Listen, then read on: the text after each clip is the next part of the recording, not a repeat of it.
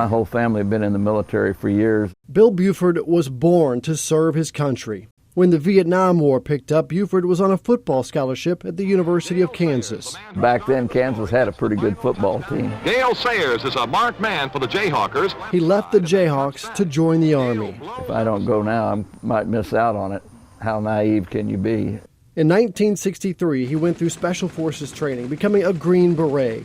And 2 short years after catching passes at Kansas, he caught a flight to Vietnam. War wasn't fun. I've been shot 6 times. The fact that Bill Bufford is alive is almost a miracle. Got some stuff in here.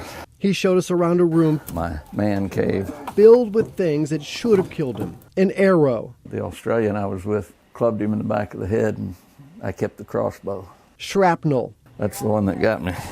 And perhaps the most shocking of all. Guy popped up out of a spider hole, aimed a French rifle at me, and pulled the trigger. An improperly loaded bullet that misfired.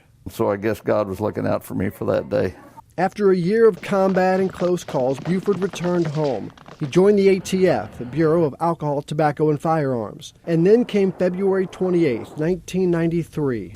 I don't think a day's gone by in 26 years where I don't think about that particular day. Less than 24 hours later, he'd be dead, he'd be dead, he'd be dead. The ATF was serving a warrant at the Branch Davidian compound in Waco, Texas, searching for illegal weapons and explosives. But the Davidians had been tipped off. When they first started shooting at us, you know, this is like being back in Vietnam again. Severely outgunned, Bufford and his team climbed onto the roof.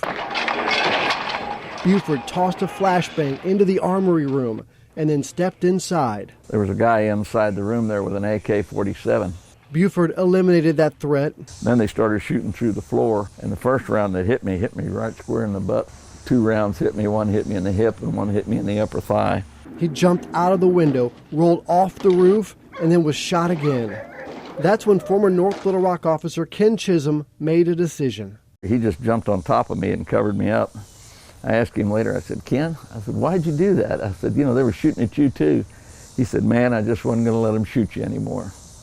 He stays on my Christmas list. Today, Bufford lives a quieter life. After retiring from the ATF, he formed the Arkansas State Police Bomb Squad and now uses his experience to teach officers how to stay in the fight no matter how badly they've been hurt. Hopefully get them home at night. That's the most important thing.